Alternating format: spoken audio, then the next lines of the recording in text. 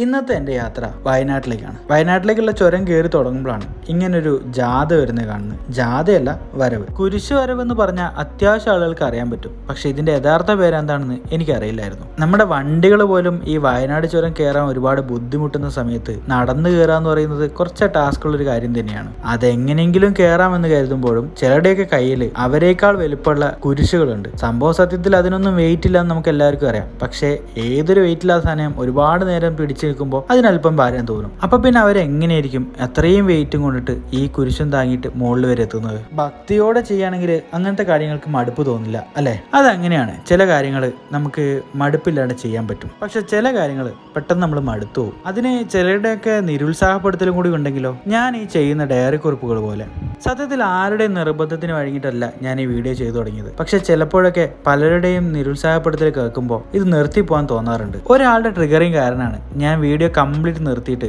Fooding മാത്രമാക്കിയത്. ഇനി അത് തുടരാൻ സാധ്യതയില്ല. നമുക്ക് തിരിച്ച് നമ്മുടെ കാര്യത്തിലേക്ക് തിരിച്ചു വരാം. വയനാട്ടിൽ എത്തിക്കേണ്ട വെള്ളം കുടിയോടെയാണ് ഞാൻ എൻ്റെ ഫസ്റ്റ് ജോബ് സ്റ്റാർട്ട് ചെയ്യുന്നത്. കോഴിക്കോടിന്റെ മലപ്പുറത്തിന്റെ അത്ര ചൂടില്ലെങ്കിലും വയനാട്ടിൽ നല്ല ഹ്യൂമിഡിറ്റി ആയിരുന്നു. ഇന്ന് പിടിപ്പത് വർക്ക് ഉണ്ടായിരുന്ന കാരണം ഉച്ചഭക്ഷണം കഴിച്ചത് വൈകുന്നേരമാണ്. എല്ലാ വർക്കും തീർത്തിട്ട് വൈകുന്നേരം രാത്രി ഞാൻ റൂം എടുക്കാൻ പോകുന്നതിന് മുമ്പായിട്ട് വിനോദേട്ടനോട് കൂടെ പോയിട്ട് ഒരു ചായ കുടിക്കാൻ തീരുമാനിച്ചു.